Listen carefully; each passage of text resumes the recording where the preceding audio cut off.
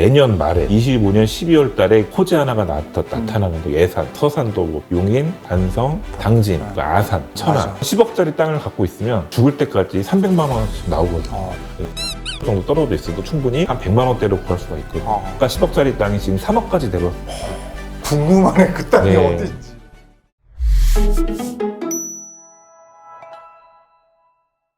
근데 부동산, 주식 이런 쪽에 관심이 대부분 많은데 지금 소장님도 뵈니까 젊은 분이신데 어떻게 땅에 이렇게 관심을 갖게 됐어요? 젊지는 않고요. 아, 그러세요? 젊어 보이는 겁니까? 예. 언제부터 이렇게 땅에 관심이 있으셨어요? 저도 원래 직장 평범한 20대 직장 생활 하다가 이제 저희 아버님의 책 한 권이 저희 인생을 바꿨거든요. 그 책이 이제 땅에 관련된 책이었는데 네. 저도 원래 땅에 관심이 없었죠. 근데 그 책을 봤는데 500만 원, 1000만 원으로 가능하다.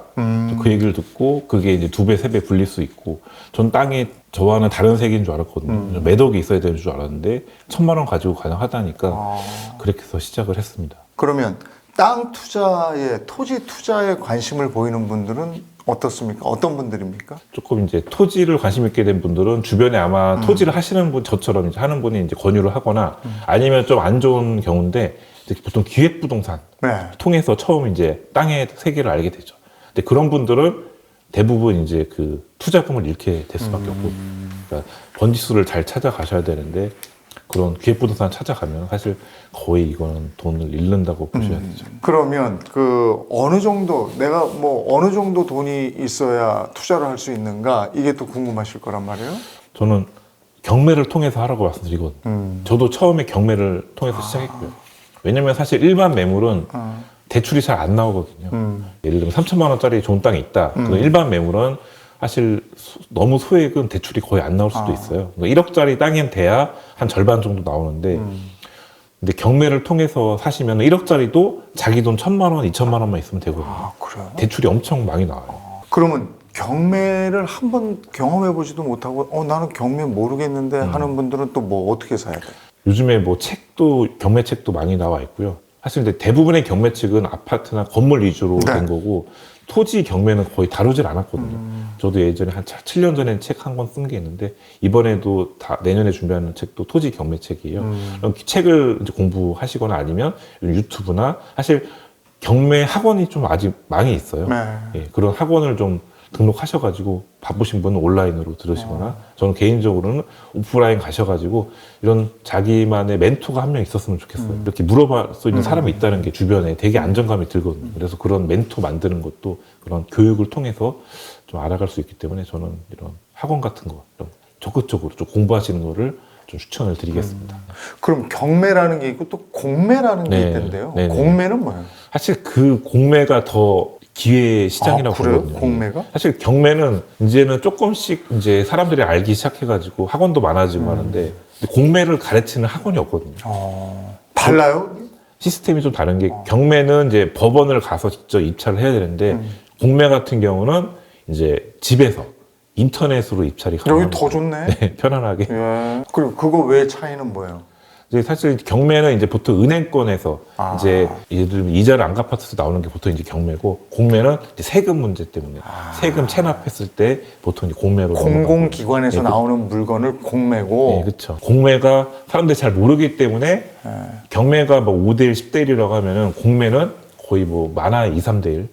그러니까 잘 모르니까. 예, 그렇죠. 낙찰받을 확률이 더 높습니다. 이게 그러면 초보 투자는 어느 정도 이제 너무 센 거 말고 네. 어느 정도 액수부터 시작하는 게 좋을까요? 그래서 저는 그래도 쓸만한 땅은 그래도 1000만 원부터는 아니 그래도 땅인데 1000만 원이면 되게 싸게 느껴지는데. 그렇죠. 그러니까 요즘 경기가 이러니까 사실 1000만 원짜리가 나오는 거고요. 근데 대신에 1000만 원짜리 땅을 살려고 하면은 좀 눈을 낮추셔야 됩니다. 네. 대부분 뭐 서울 수도권 쪽을 많이 찾으시는데 그럼 절대 당연히 1000만 원이었고 조금 외곽으로 충청도나 강원도 뭐 더 내려가면 전라도나 경상도는 더 싸겠죠. 뭐 지금 제주도도 많이 싸졌어요. 그래서 이런 조금 지방권으로 가시면 1000만 원으로도 하자가 없어도 가능하다고 저는 살 수 있습니다. 네. 그러면 이렇게 토지에 관심을 갖고 해 보셨으면 시행착오도 겪으셨을 텐데 소장님이 투자할 때 투자 원칙이랄까 네. 이런 건 뭐가 있습니까? 좀 가장 이제 처음 보는 게 이제 인구. 인구 증가를 보는데요. 네. 예전에는 제가 직접 통계청 홈페이지나 이제 그 자료를 수집해서 봤는데 요즘은 그냥 인터넷 검색창에 제가 이제 좋아하는 지역이 예를 들면은 뭐 용인이나 당진, 이제 충청 당진이라고 있거든요. 당진 많이 늘었지 사람이요. 네, 인구가 좀 가파르게. 제철소 생기고. 네, 맞습니다. 그래서 제철 기업들이 몰려오기 네. 때문에 당진 인구 딱 그냥 치시면은 그래프가 바로 나오거든요. 제가 경기권 남부의 4대 지역을 추천드리고 있는데 용인, 안성, 평택, 화성. 다 누구나 공감하는 지역들이잖아요. 맞아요. 그런 지역 네 군데 한번 찍어보시면 다 인구가 이렇게 올라갑니다. 근데 지방을 이제 예를 들면 찍어보시면 하락되는 곳이 한두 군데가 아닙니다. 맞아요. 그러니까 우리나라에 올라가는 지자체보다 내려가는 지자체가 인구가 하락되는 지자체가 많기 때문에 그런 점을 좀 참고하시고 두 번째로 중요한 게 이제 도로 여건. 그러니까 원래 맹지는 사시면 안 되거든요. 네. 그러니까 저는 이제 맹지를 좋아하는데 왜냐면 맹지가 싸게 나오잖아요. 근데 네. 저는 길을 낼 수 있는 제가 이제 능력이 있기 때문에 물론 모든 땅을 다 길을 낼 수는 없지만 길을 낼 수 있는 맹지가 제가 A급 맹지라고 보통 표현을 하거든요. 그런 맹지를 잡았을 때는 저는 싸게 잡아서 시세도로만 내놔도 저는 시세 차익을 얻을 수 있으니까. 그래서 저는 도로가 또 차 한 대 들어가는 도로냐 차가 왕복이 이렇게 교차가 되느냐 2차선이냐 그 차이도 엄청 큽니다. 그래서 도로 여건 따라 투자하는 거 그렇게 크게 그렇게 보시면 저는 실패보지 않는 투자를 한다고 봅니다. 근데 충청도도 요즘에 인구가 좀 줄지 않아요? 그러니까 충청도도 인구가 늘어나는 지역이 하긴 있습니다. 당진 같은 네, 데는 그렇다. 당진 네. 대표적인 데가 당진이고 그리고 아산, 아산, 천안. 맞아. 예, 이런 지역은 늘어나는데 그 외 지역 뭐 예를 들면 홍성이라든지 뭐 예산, 제가 고향인 서산도 뭐 아직 조금씩 조심하고 있고 뭐 태안.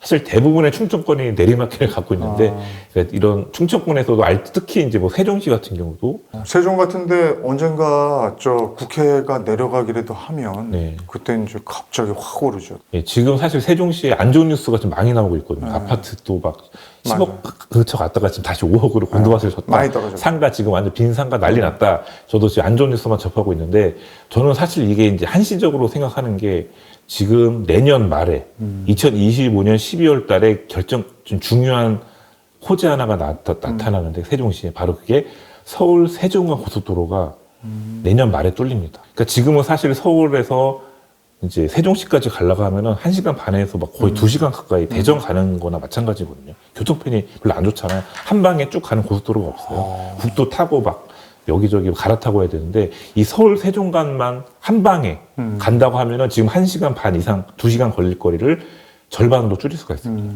그러면 그 획기적으로 이제 접근성이 세종시가 좋아지기 때문에 지금은 죽쓰고 있지만 저는 내년 말부터는 저는 다시 반등 시장이 온다 이렇게 저는 예상하고 있습니다.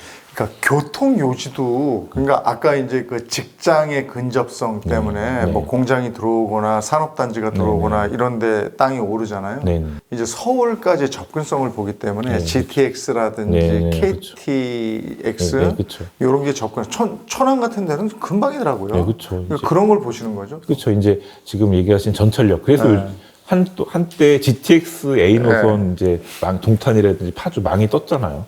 그런 거듯이 이제 고속도로가 뚫리면 교통편이 좋아지기 때문에 일단 교통편이 상당히 중요합니다. 그러면 단기 투자 목적으로 땅을 산다면 네. 어디가 좋아요? 이렇게 요즘에 신도시들 나오는데 그런데도 근데 너무 올랐잖아요. 그렇죠. 신도시 땅. 네. 그런데 너무 올랐죠. 예, 보통 신도시가 만들어지면은 이미 그 주변에 땅값이 많이 올랐거든요. 네.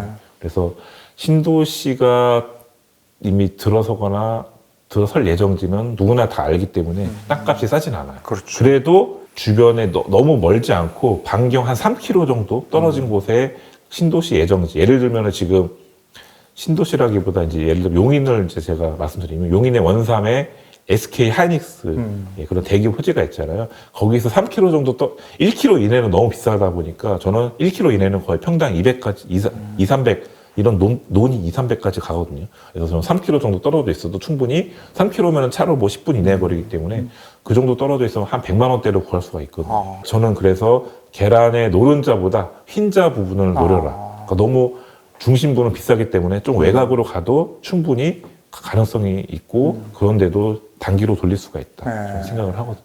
노후 대비 차원에서 네. 땅을 구한다. 네. 그럼 어디를 권해주시겠습니까?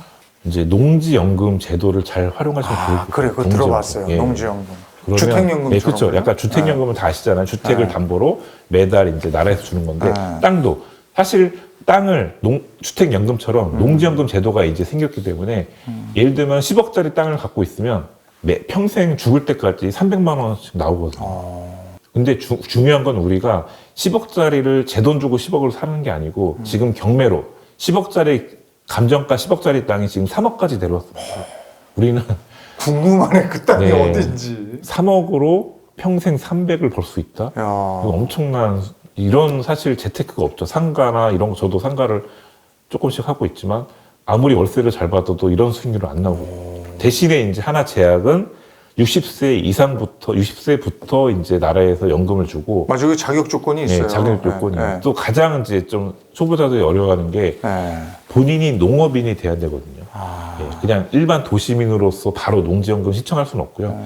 이제 5년을 계속 이어서 할 필요는 없고, 그래서 제가 요즘 계속 말씀드린 게 40대, 50대 미리 준비해라. 40대부터 준비를 해야 되거든요. 그러면은 자기가 5년 그 농업인 준비하는 게 사실 그 농업인 되는 것도 어려운 게 아니거든요. 그 막 어렵게 써 있거든요. 막 이거 5년 무슨 이 농업으로 매출도 어느 정도 일으켜야 된다. 막 거리가 그 경작지에서 몇 킬로 떨어져야 된다. 이런 막 써 있는데 사실 그런 게 중요한 게 아니고 본인의 의지만 있으면 충분히 자기 직업 있으면서 사실 일주일에 한 번씩 갈 필요도 없어요. 일주일에 한 번 정도만 가도 관리가 되는 경작물이 있거든요. 그러니까 예를 들면 호박이나 나무 같은 거 심어 놓으면 관리가 편하기 때문에 그런 걸로 한다고 하면은 한 달에 한 번만 가도 되니까 좀 관리하기 편한 경작물 심으면 누구나 농업인이 될 수 있고, 저는 개인적으로 좀 농업인을 좀 만드셨으면 좋겠습니다. 근데 저도 농업인이 돼서 그 토지 가지고 연금 받는 거 지난번에 한번 그 다뤄봤던 적이 네네. 있어요. 네네. 근데 가서 5년인가 이렇게 살아야 되고 농사를 직접 지었어야 되고 이런 게 있어서 네, 그렇죠. 아유, 저거 도시인들은 힘들겠다 했어요.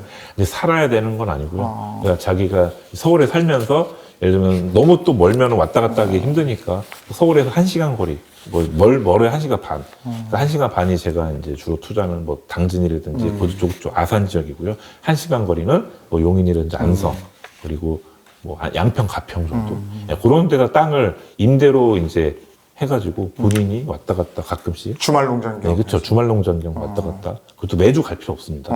한 달에 한 번 정도만 왔다 갔다 해도 농업인의 자격이 될 수 있습니다. 거기다 농막 같은 거 하나 지어도 되죠. 네, 그렇죠. 예. 1가구 2주택 아니죠, 예, 예. 농막은. 이 농막이 또 이제 올해 12월부터, 그러니까 농지법이 지금 완화 정책을 이제 쓰고 있거든요. LH 사태 3, 4년 전에는 이제 이 외지인이 농지 못 사게 막아놨는데 이제 그거를 풀어줘가지고 그 첫 번째 시점이 바로 올해 12월에 풀리는 이제 농촌 체령 쉼터라고 해서 농막이 기존에 6평이었는데 지금 10평으로 늘려줬거든요. 오, 제법 괜찮은데. 네네. 6평이면 사실 좁거든요. 맞아요. 거기서 답답한데 10평이면 이제 거기서 좀 여유롭게, 기존의 농막은 겨우 하루 있을까 말까 했지만 이제 10평으로 늘어났으니까 사실 복층으로 올리면 15평까지 올릴 수 있습니다. 그렇구나. 예. 그런 좀 제품이 3천만 원에서 5천만 원짜리 집들이 지금 나오고 있거든요. 이동식 주택이.